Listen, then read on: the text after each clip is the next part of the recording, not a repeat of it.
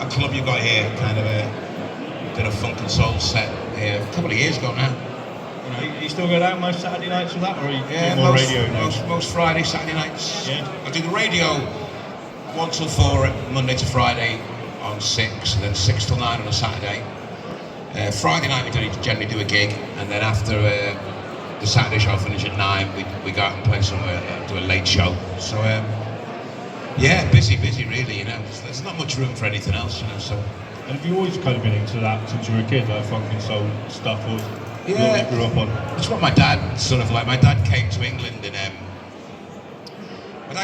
about 1958, and he'd missed. He was a merchant seaman, and he missed his boat in Holland, and he had a British Guyanese passport. So instead of sending him back to Guyana, where he was from, they sent him to Liverpool because he had a British Guyanese passport. So he landed in Liverpool in '58 with a bag full of records and a pocket full of change, and he never left. And I went back to the Caribbean a few years ago before my dad passed away, and I phoned him up from a beach in the sun and said, "Dad, what the fuck were you thinking?" Windy, rainy Liverpool in the '60s wasn't the best place for a black guy to be, and I'm lying on a beach in the Caribbean thinking, "Dad, what was going on in your head?" Life could have been so much different. It could have been a lot different for me, I tell you that. Yeah, definitely. So how did you get started in acting and performing and stuff? I started out, my English teacher told me I had a talent for writing poems, so I started out as a poet. In fact, me, Chris and Danny, we were never actors. Danny was a dancer, I was a poet, Chris was an impressionist, and Robert was in this really bad comedy troupe called the Joeys. See if you can check him out on YouTube, or I tell you, he's got hair and everything.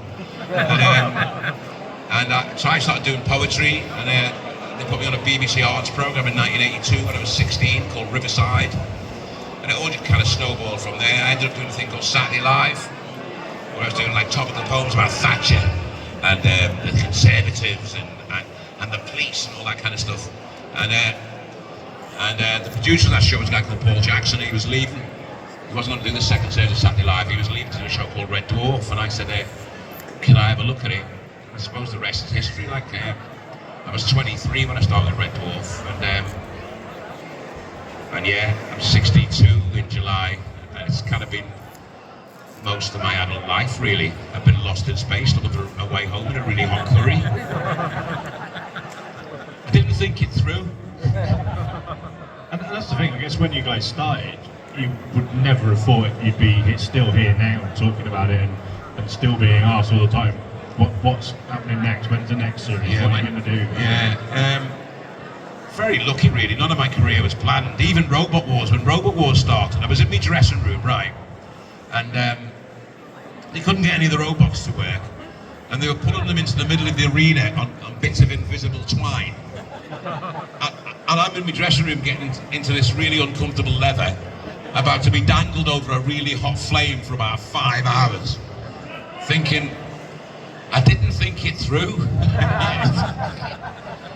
But that kind of took off as well. So, yeah, with Red Dwarf, just really lucky that it kind of caught the imagination of my generation of youth, and because it was like set in the future, it didn't age as badly as some shows have aged. I mean, you look at young ones now. I'm a massive fan of the young ones. Don't get me wrong, but it's so of its time. It's so 80s. It's so Thatcher's Britain and all that. It's so of its time. And with Red Dwarf being set in the future, it gave it sort of more legs, a bit more longevity, I suppose. And now, I mean, most of the people I meet weren't born when the first series of Red Dwarf went out. I mean, so many old-looking guys with grey hair and beards. I mean, talking old-looking guys, right, with their grey hair and their beards, really old-looking, right, telling me I made their youth. And I'm thinking, hang on a minute. You look older than me, you twat. So yeah, it's been really lucky that it's lasted so long, and you see kids coming through now. I mean? Like, you know, people, kids 10, 11, 12, 13 who are just getting into it, and it makes you proud that you're involved in something that's had that kind of longevity and has that sort of love of people, you know. And it was a show that was way ahead of its time in many ways. I mean, you talk about the trans debate now. Holly's trans, you know what I mean? Holly's trans. We had 2 black people in the show, and the colour of our skin was never mentioned.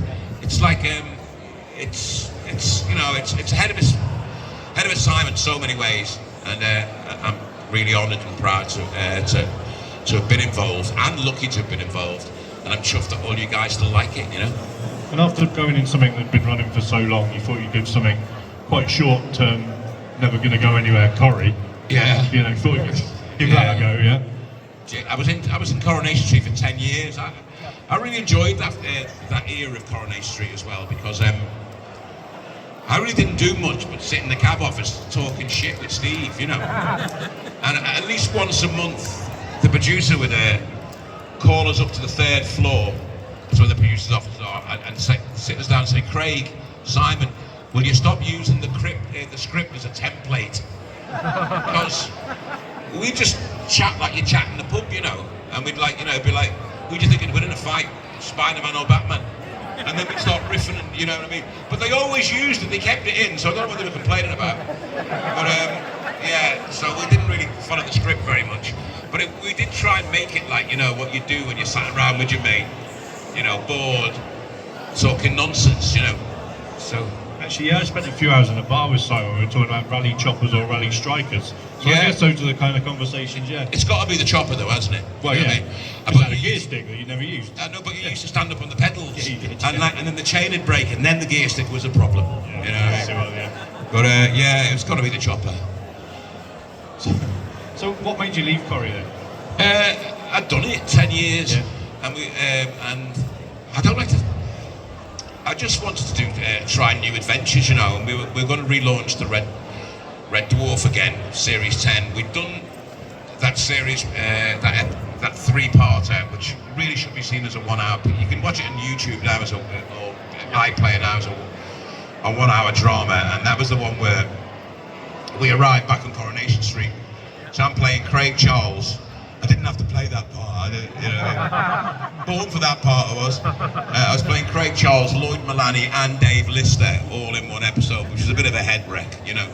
But we did that, and then we thought, oh, there's still life in this old dog, so let's do some more Red Dwarfs. And they didn't want me to take the time off, and because I'd just taken time off to do something else, so I thought it was time to move on, you know. So, and it's like, if I didn't leave Corrie, I wouldn't have done Gadget Show. I did 5 years on the Gadget Show. There's so many things that I wouldn't have done if I wouldn't have done Moneybags, the game show. Because they don't let you do they don't let you do other things apart from Coronation Street. So it was time to move on, get new adventures. Plus, when I was in the jungle the first time, my brother died, and I was 50 at the time, so he was 52. He was 2 years older than me. He was 52. And I thought, if I died in 2 years' time at 52, would I be happy with what I'd achieved so far? I just thought, no, I want new adventures, you know. So, because that's what life's about, isn't it? It's experiences, adventures, not resting on your laurels and looking back in the past, but trying to forge new memories, and that's what I wanted to do, really. That's what I've always tried to do, is look forward and sort of try and find things that interest me. And the weird things is that they're always a bit cookie in that, you know. It's like Robot Wars. I mean, that should not have worked, but it really, really did. It's like Takeshi's Castle. I mean, I was never knowingly sober making Takeshi's Castle, right? We weren't sober watching it, I don't think we couldn't be. Well, that's what I thought. It's for all the stoners, all the drinkers, all the students coming back in from the pub. What is this, eh? So, I mean, that's the way I approached it. I'd have about 4 pints, stick in the cassette into the machine, pick up the microphone, and then it's just say what you see TV, you know. There's no script or anything. It was like say what you see. She's on her hands and knees, big black balls bouncing off her bum. Never thought I'd say that on the telly, ladies and gentlemen. Certainly not at tea time. You know, I mean, so it's just have a laugh with it, really. Did anyone ever win? I think about all you ever win is your teeth back. But I think 3 people won, and I did hundreds and hundreds of episodes. I think about 3 people won, you know. So. I was going to ask you about the jungle actually. Do you think kind of going back in has given you that kind of experience now? Well, yeah, because it was cut short, obviously, because Yeah. Dean died. At least I got to the final. I got to do all of that. I think that, God, I don't know if you watched the last show. Talk about car crash TV. It was like being in an episode of Jeremy Kyle, you know. So, yeah, I was glad I did it. Glad I got to do a few of the trials. Some of the trials, they really ramped up. I mean, they were extreme. I mean, I ate 10 bulls' penises. I've had more dick than Bonnie Blue. You know, it was like, and then 30 shots of bull's blood mixed with cow brain. I've got mad cow disease, I really have. I've got PTSD from it, I'll tell you. And then, you know, that spinning ball thing. The good thing about that is I got to be sick in the face of David Hay. And he couldn't hit me. So that was good. But I was just, yeah, some of the trials were quite intense. But at least, you know, when you watch I'm a Celebrity, and all the old fogies like me, they say, you're excused this trial on medical grounds. You know, I never got any of that. It's like, but you're doing it, mate. You know, so I enjoyed that bit. You know, so yeah, I did enjoy it. And obviously it was pre-recorded, this particular series. So 7 months ago, yeah. Have you been watching it back and going, well, that has been edited to look like that, or that's been like? Oh, the edit is very strange. Yeah, it looks, you know, it's like so much stuff never made the edit, and I think that edit has caused a lot of controversy, obviously. But I know that I've done absolutely nothing wrong. I stuck to my principles. I was fair, straight down the line all the time, and yeah, you know, I think I represented myself very well, really, to be honest. Is it the sort of thing you have kind of tended to avoid in the past, like hanging out with other celebrities, or is it? Well, are you just kind of not bothered? I've got no celebrity friends, really, to be honest. Simon Gregson, I still see Simon sometimes, but I've got a wife and kids, and my life. My life really revolves around them, you know, and family. You know, I've got a few friends that come into that family group, but yeah, we've never been a celebrity family, really, to be honest. I'm not knocking it if you are either, but like, you know, my friends are cab drivers and, you know, builders and stuff like that, you know. So going back to Red Dwarf then, Yeah. what has been kind of one of your kind of standout moments from the early series that you thought this is going to go for years? Well, the first series, I thought we were lucky that the second series was commissioned before the first went out, because if the second series wasn't commissioned before the first series went out, I don't think we would have been doing a second series. But like, for me, after series 3, it really started to land for me comedically and storytelling wise, and the fact that you could do a story in 30 minutes and it felt like a whole finished film. It felt like a feature film, and we got to do it in 30 minutes, you know. And then I knew that it was starting to really catch everyone's imagination. But I love, you know, episodes like Wax World, and I just love the lines in that, you know, when you got Elvis there and Gandhi. You know, get down on your knees and give me 50, Gandhi. You know, don't eyeball me, Gandhi. You know, all that shit. I loved all that, and then for me it just started getting better and better and better. I mean, I loved Back to Reality, where it felt like we were all in a video game. I just thought that is so well done, and I got to be Chris's more successful older brother. You know what I mean? Which was a younger brother, actually, which was good. And I love, you know, Gunmen of the Apocalypse. Some great storytelling, you know. The writers, Rob and Doug, I mean, they were on fire between series 3 and series 6, I'd say. Absolutely on fire. And it was a pleasure to bring their vision to life, you know. It's interesting what you say there about the series being renewed. If it was someone like Netflix making it now, yeah, it would never have got to a second series, would it? Because they never renew before the first one's finished. Yeah. No, it might not have, no. Although we could do with some Netflix money now to make the next one. Well, yeah, it'd be nice, wouldn't it? Yeah, because we were going to do one last June, and you know, we've been in negotiations, we got it all settled, and then in early May they turned around and said, look, we can't afford to do this. Everyone's got to take a pay cut, and you're like, well, hang on a minute, I haven't got this far to be taking a pay cut, mate. Don't you mean, haven't you got all this the wrong way round, you know? So it never happened, and we're running out of time. Have you seen how old Danny looks? We're running out of time, you know. And Robert and Doug. I mean, I'm the only one with hair. You know, so we better do it soon. You know. Do you think someone like a company like the BBC now will kind of walk away from something like Red Dwarf anyway? I don't know. I mean, television has changed so much, you know, and it's all like, it's all, commissions are like, you know, if you're going to give an actor a job, one of the first things they do is, how many followers has he got? You know, can he help us sell this on social media?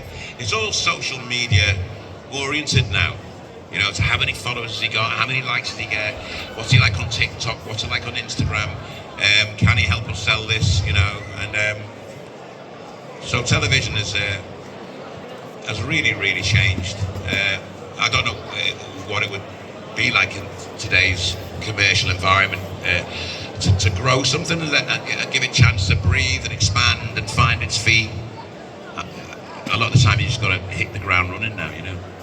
Yeah, see, I'm a music booker, so it's the same thing. It's like, how many hits is it out on TikTok? How many? Yeah. I was like, yeah, but it's really good music. I'm like, yeah, but who's going to come and watch it? I know, and also on things like Spotify, you get 0.00002 pence a song. You know, you've got to have tens of billions of hits to make a fiver. It's absolutely ridiculous. So, I mean, and that really does need to change. I mean, and the musicians and the musicians' union. They need to get stronger. They need to turn around and say, well, no, you can't have my stuff on Spotify unless, I mean, if they gave you £1 a track rather than no, that's not asking much, is it? £1, you know, it's much cheaper than having to go and buy the physical album, you know, or the physical single. You know, give me £1 a track, you know, something like that. It would make a lot of difference to musicians and singers, songwriters. Independent venues, it would help a lot. But hey, get into politics again. I'm turning into that angry young man again from Saturday Night Live. I was just going to say that. I'm going to sound like angry old men now, but like the price of vinyl, for example, you must find that going out and DJing, the cost is ridiculous. Well, I hate to say it, but being a vinyl collector now has turned into a middle class pursuit, really. You know, you have to be wedged up if you're going to start a vinyl collection. I'm very, very lucky that I'm on 6 Music and I get a lot of my vinyl for free because they send it to you for you to play it on the radio and stuff like that. Because I couldn't afford some of the records I've got, you know, and I'm doing quite well with my life, you know. But I'd look at it and go, oh, that's a bit rich for my blood, you know. And so it's a very middle class pursuit, vinyl collecting now. What's the rarest track you own? I've got a few Northern Soul tracks that go for a few grand, for 7 inches. And I've got like a few originals, like Led Zeppelin originals, Pink Floyd originals, Black Sabbath originals, stuff like that. Because I was into like I started out really into prog rock and heavy metal, you know. So I was into Rush, especially those albums of Farewell to Kings and Hemispheres, and I was into Black Sabbath and Led Zeppelin, and Tangerine Dream and Hawkwind and stuff like that. And then I really got into Led Zeppelin. It was my dad that kind of reverse engineered me into the kind of blues, into B.B. King and Muddy Waters. I've been playing Led Zeppelin, my dad going, why, you know, him nick that lick, you know, him nick that lick. And then he started playing me like blues stuff and all that. And then from blues, I kind of reverse engineered into funk and soul. And then when Funkadelic Parliament dropped with One Nation Under a Groove and all that, I was absolutely hooked on funk and soul then, you know. Do you play any instruments yourself? I play guitar better than Lister, that's all I'm telling you. Yeah. I play piano, I play mean piano. Yeah. So, what are you working on at the moment, if you can tell us now you're out of the jungle and everything else? Well, at the moment I'm on the radio 6 days a week, so there's not much time for anything else really. I'm on from 1 till 4 every weekday on BBC 6 Music, and then Saturdays I'm on 6 till 9, Saturday night. I do a couple of gigs a week, and that keeps me happy, really. I mean, there's not much room for anything else, but I like my life, you know. It's like I like the way it's gone. I'm kind of thinking of like maybe even taking my foot off the gas a bit more. I'm not needy, I'm not desperate. I'm happy with what I've achieved. I don't feel unfulfilled. I don't feel like desperate for more. All right, I had a fair crack of the whip, and I'm just happy to be in the place I am. You know, I mean, we've all got regrets. Some shit could have gone better than others, but like where I am is what you see as a contented man. Excellent. So, have you ever kind of really wanted to go into kind of writing, producing, directing, or you're like, now I'll act and I'll DJ and that's me, kind of? No, I think I'm going to go and write my life story, but it starts with my mum and dad's life story. When my mum and dad met outside a boarding house in Liverpool. So it tells my mum's Liverpool Irish story and my dad's story about, you know, being in Guyana and missing the boat and all that. So it starts with them and it'll grow up, and God, I've had an interesting life. I've had some ups and some downs, and just bring it up to the present day. And once I've written that autobiography, really, then we'll see if we can turn that into like a Netflix series. But I tell you what, it'd have to be a five series. I tell you, we get 5 series out of that one. I mean, if John Bishop can get a film out of like, just, you know, oh my God. This is like the Ladybird Book of Life. You know what I mean? The Junior Encyclopedia of Life presents a life story. Mine is pure X-rated, I tell you that. You know what I mean? 18 certificate, a lot of it. Get your lawyers involved before you write it. And find out who your friends are afterwards, probably. Yeah.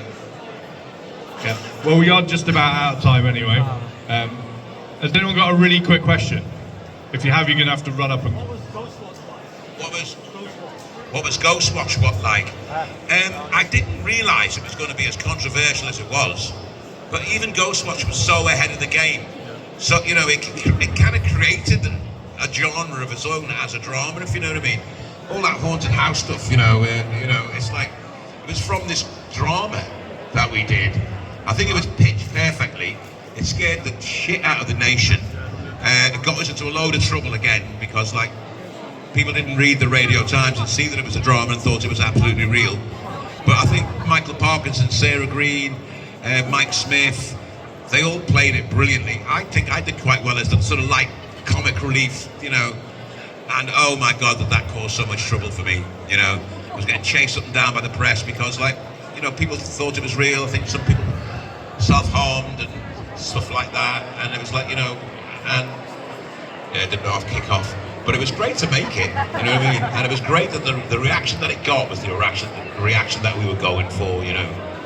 To convince people that this was an actual TV show, monitoring the paranormal, and we were in this haunted house, and then we had license to play with stuff, and I just really enjoyed it. It was great, yeah.